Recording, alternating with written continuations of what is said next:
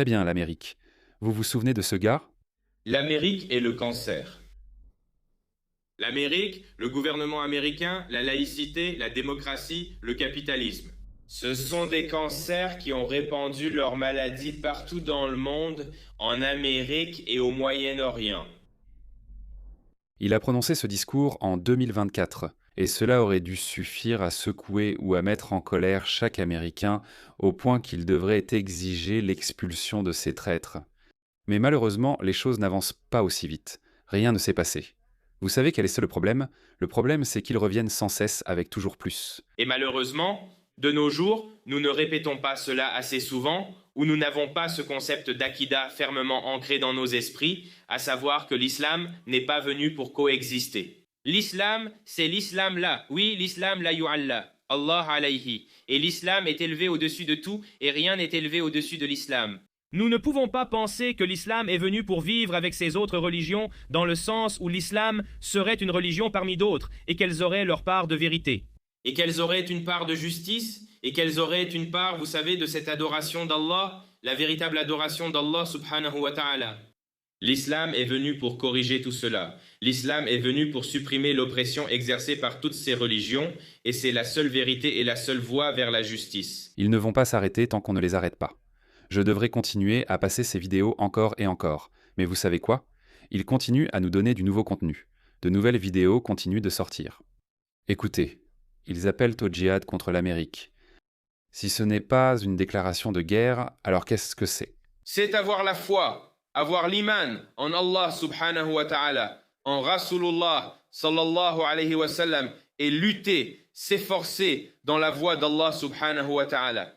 Quelle est la cause d'Allah subhanahu wa ta'ala? Répandez l'islam par tous les moyens, répandez-le dans le monde entier.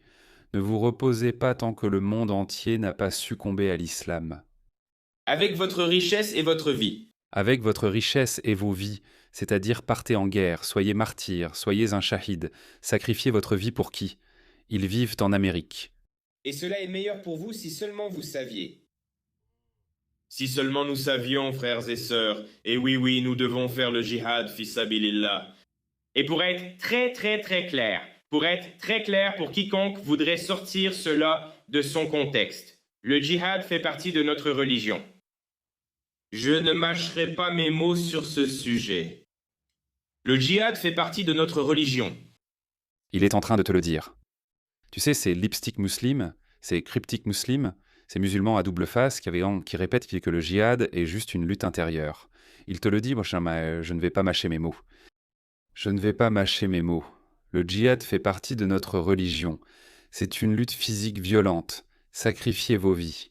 Si ce type disait ça au Moyen-Orient, on s'en ficherait, on larguerait une ou deux bombes. Mais non, ils disent ça. Ce type vit à Chicago, je crois. Et je ne vais pas rester ici à édulcorer la religion d'Allah subhanahu wa ta'ala. Comme Mehdi Hassan ou Zoran Mamdani, ce sont des djihadistes dissimulés. Tous ces types partagent le même objectif, mais leur méthodologie est légèrement différente. L'un répète sans cesse, l'autre manipule. L'islam est une religion de paix, le djihad est une lutte. Nous ne cherchons pas à contrôler. Vous êtes racistes, intolérants. Pourtant, ils veulent le pouvoir et montrent un autre visage.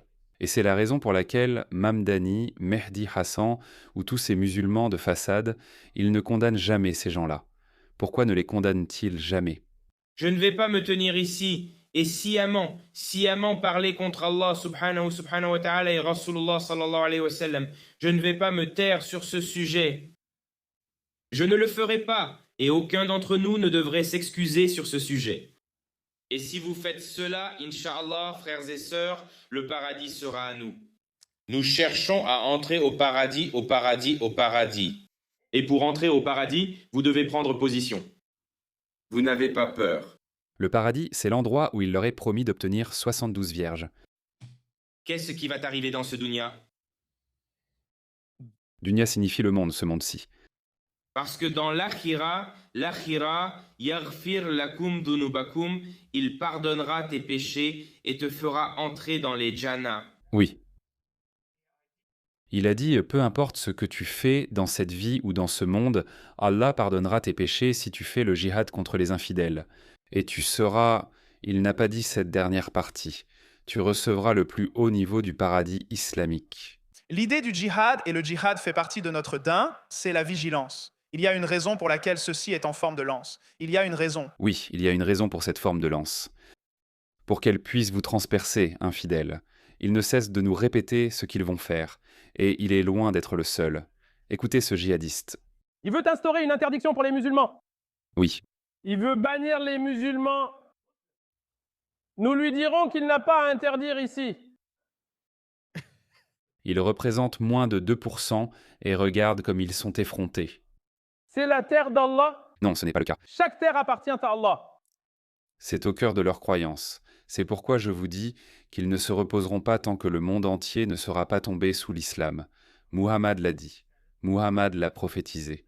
Et ces fanatiques y croient. Je n'arrive tout simplement pas à croire. Je n'arrive tout simplement pas à croire que nous ne faisons rien. Et il y a des musulmans ici qui sont là et qui vont rester ici. Et si ça ne lui plaît pas, je lui suggère d'aller ailleurs. Mais je ne sais pas où il ira. En Europe, il y a beaucoup de musulmans. J'y suis allé récemment. Que tu ailles en Afrique, en Amérique du Sud, en Chine, en Malaisie, au Japon ou en Antarctique, il y a des musulmans. Alors je ferai une suggestion. S'il veut aller quelque part où il n'y a pas de musulmans, je lui suggère d'aller en enfer. Et non! Mohammed a en fait dit que la majorité des habitants de l'enfer sont des femmes musulmanes parce qu'elles embêtent les hommes musulmans. Que notre prophète sallallahu alayhi wa sallam nous a donné la bonne nouvelle que cette religion de l'islam entrera dans chaque foyer. Ils le croient de vraiment. Ils croient sincèrement que le monde entier se soumettra à l'islam. Chaque foyer. Le prophète sallallahu alayhi wa sallam dans le hadith authentique nous a dit cette umma. La garantie que cette umma sera victorieuse. Oumma signifie la communauté musulmane. Ceux qui tentent de les vaincre échoueront. C'est-à-dire toi et moi qui luttons pour les arrêter, qui iront en enfer. Je me fiche du paradis ou de l'enfer. Je m'en fiche parce que ce n'est pas réel, c'est leur illusion. Mais ma question s'adresse à vous tous, Américains. Pourquoi supportez-vous cela ? Combien de temps allez-vous continuer à le supporter ? Les Européens l'ont supporté, regardez où ils en sont. Chaque pays occidental supporte cela, et le supporte depuis des décennies. Voyez où cela les a menés. Je vais vous montrer rapidement ce qui se passe en Europe. Oui, cet homme est aussi un ex-musulman. Eh bien, nous, les ex-musulmans, nous faisons de notre mieux pour avertir les Occidentaux. Ne laissez pas cela arriver. Les musulmans représentent désormais 42% des élèves dans les écoles de Vienne, 52% à Bruxelles, 43% à Amsterdam, 30% à Paris, et ce n'est que le début. C'est bien plus qu'un simple problème démographique, c'est la mort potentielle de la laïcité et de la liberté européenne. La civilisation européenne telle que nous la connaissons. Voici comment. Au Danemark, 76% des musulmans veulent interdire la critique de l'islam, ce qui signifie que si vous dites que le Coran est nul, vous allez en prison. En Allemagne, 37% pensent que la violence contre les personnes qui insultent Allah ou Mahomet est justifiée. La violence, c'est-à-dire tuer les blasphémateurs, est justifiée. 37% les gars, 37%. Et les 63% restants, ils ne se sont pas vraiment fait une opinion. Parce que ces 37%, quand ils prendront le pouvoir, ce qui est très probable, nous avons des députés musulmans partout dans les parlements européens. Ils soutiendront ces gens ou perdront la tête ? Selon vous, opteront-ils pour la loyauté envers la civilisation occidentale ? Ou bien serrer la main de leurs coreligionnaires musulmans et rester en vie ?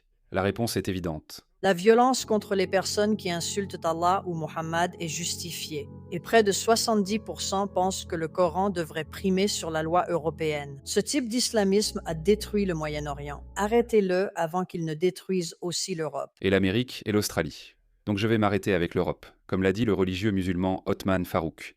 Désolé, laissez-moi vous montrer encore une vidéo. Regardez cette bravade, les gars. Regardez cette bravade. Ce type est somalien, comme vous pouvez le voir. Écoutez-le. Je suis aussi canadien que toi, tu sais. Je suis aussi canadien que toi. Tu crois à la séparation de la mosquée et de l'État? Qui croit à ça? Tu n'y crois pas. Quel rapport avec ici? Eh bien, Tu diffuses un appel à la prière musulmane dans une ville laïque. est-ce que tu fais quelque chose quand les cloches de l'église sonnent? J'adore cet argument bidon de leur part, comme si ça justifiait que les musulmans crient Allah Akbar, ce qui est pire que le braiement des ânes, 5 fois par jour de 5 heures du matin jusqu'à 21 heures ou 22 heures. Les cloches de l'église sont mélodieuses, elles sont en fait assez agréables à entendre. Et elles sonnent à quelle fréquence ? Une fois par semaine, à 11 heures ou à midi dans l'après-midi. Comme je l'ai dit, elles sont très mélodieuses. Ça ne me dérangerait pas si cela arrivait 3 ou 5 jours par semaine. Deuxièmement, les nations occidentales sont chrétiennes.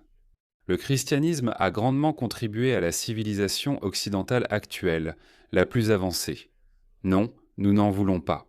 Et je pense qu'il est temps de dire à ces gens que ça ne nous intéresse plus de débattre avec eux. Nous ne nous soucions pas de ce qu'ils pensent. Nous ne nous soucions d'aucun de leurs arguments, bons ou mauvais. Nous nous en fichons tout simplement. Des expulsions sans pitié sont la seule voie à suivre. Non. C'est pour ça, voilà pourquoi. Vous n'êtes pas les bienvenus dans notre communauté, les gars? Les gars, il n'est même pas le bienvenu dans sa propre ville canadienne. D'où tirent-ils leur courage? Parce que nous avons des traîtres parmi nous. Expulser les migrants ingrats et leurs collaborateurs locaux est la seule solution. Ces deux groupes doivent être expulsés. Les musulmans nous disent littéralement encore et encore qu'ils ne sont pas ici pour s'assimiler. Ils sont ici pour venir et prendre le contrôle de notre nation, prendre le contrôle des quartiers et y instaurer la charia. Il affirme ne pas croire à la séparation de l'Église et de l'État car il souhaite que l'appel à la prière musulmane soit diffusé par haut-parleurs en ville. Et la seule façon d'obtenir cela, c'est de briguer des fonctions publiques et d'y installer les leurs. Regardons un peu. Et c'est exactement ce qu'ils ont fait. Dans cette ville, Regina, au Canada, ils ont obtenu l'autorisation de l'appel à la prière, mais cela a été suspendu après une réaction publique très forte et des menaces. Mais encore une fois, Ils ne vont pas s'arrêter. Et devinez quoi, les gars? Américains, cette vidéo est pour vous. Ça se passe déjà en Amérique, né en Inde bien sûr, et je suis sûr que c'est un trou. Reprenez-vous, écoutez ça, patriotes. Très bien, je veux juste ajouter un autre point rapide à ce sujet. Après que ma femme a fait la vidéo sur l'appel à la prière, si la mosquée diffuse à toute heure de la journée, Ne l'appelez pas appel à la prière, appelez-le appel au djihad. ramenez vraiment cela au point principal de cet argument que beaucoup de gens, je pense, ne comprennent pas. Les Américains aussi, c'est que vous pouvez entendre ce point de vue de la part de personnes au Moyen-Orient, de personnes ici en Amérique de religion musulmane. Et nous devons les croire quand ils nous expliquent le sens de cela. Ils cherchent à contrôler la majorité de la population. L'an dernier, 800 musulmans se sont présentés à des fonctions publiques rien qu'aux États-Unis. Une fois qu'ils seront en fonction, ils imposeront la charia.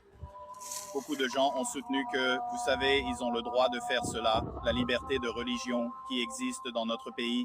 Mais le problème, c'est qu'une fois que la charia est imposée, évidemment, ces libertés seront retirées aux Américains. Et c'est cela qui nous inquiète. Comme je l'ai dit, n'appelez pas cela un appel à la prière. C'est un appel au djihad. Laissez-moi traduire cela. Ce que vous avez entendu en arrière-plan, ces hurlements stridents, ces hurlements hideux, voilà comment cela se passe. Allah est le plus grand. Je témoigne qu'il n'y a pas d'autre Dieu que le seul Dieu, Allah. Je témoigne que Mohammed est le messager d'Allah. Non, je ne veux pas l'entendre. Je ne veux pas entendre ça. Je me fiche que tu témoignes de quoi que ce soit. Accourez à la prière, accourez au succès. C'est un appel au djihad, ce n'est pas la liberté de religion. C'est l'affirmation et la domination d'une religion sur toutes les autres. Pourquoi insiste-t-il pour hurler dans des haut-parleurs? Pourquoi? Ils font passer un message. Pourquoi l'acceptes-tu? Pourquoi?